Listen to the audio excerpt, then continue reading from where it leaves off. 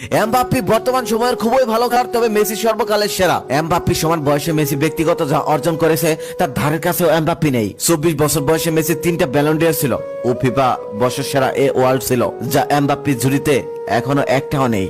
মাত্র 20 বছর বয়সে ফিফা কর্তৃক যুব বিশ্বকাপ trophy, golden ball, golden boot সবই জিতেছিলেন তিনি। এমবাপ্পে সমান বয়সে মেসির গতি ছিল 34.5 থেকে 35.5 কিলোমিটার, যদিও সেটা এমবাপ্পের থেকে 1 কিলোমিটার কম ছিল। তবে সব থেকে মজার বিষয় হচ্ছে বয়সের সাথে সাথে আর ইনজুরিতে গতি আস্তে আস্তে কমে যায়। শুধু গতি দিয়ে ফুটবল খেলা হয় না, যেমনটা হয়েছিল ব্রাজিলের লিজেন্ড রোনালদোর ক্ষেত্রে। তারপর কাজে আসছিল স্কিল। ফিফা বিশ্বকাপের একমাত্র প্লেয়ার, 2 বার গোল্ডেন বল ও tournament the world, Leo Messi. সবচেয়ে বেশি ম্যান অফ দ্য ম্যাচ 11টি ও এক বিশ্বকাপে 5টি ম্যাচে। গ্রুপ পর্বের দ্বিতীয় রাউন্ড, কোয়ার্টার ফাইনাল, সেমিফাইনাল, ফাইনালেও ম্যান অফ দ্য ম্যাচ। ভাবা যায়, 3 বার কোপা আমেরিকা টুর্নামেন্টে বেস্ট প্লেয়ার, 2 বার বিশ্বকাপ ওয়ার্ল্ডে বেস্ট প্লেয়ার, 6টি ইউরোপিয়ান গোল্ডেন শু, 7টি ব্যালন ডি'র, এক ক্যালেন্ডার ইয়ার সব থেকে বেশি গোল আর ইতিহাসের সব থেকে বেশি ম্যান অফ দ্য ম্যাচ। এই রেকর্ডগুলি ভাঙতে এমবাপ্পের আরো 3-4 বার জন্ম নিতে হবে। কিছু সিজনাল ফ্যান আছে যারা মেসির সাথে এমবাপ্পের তুলনা করে।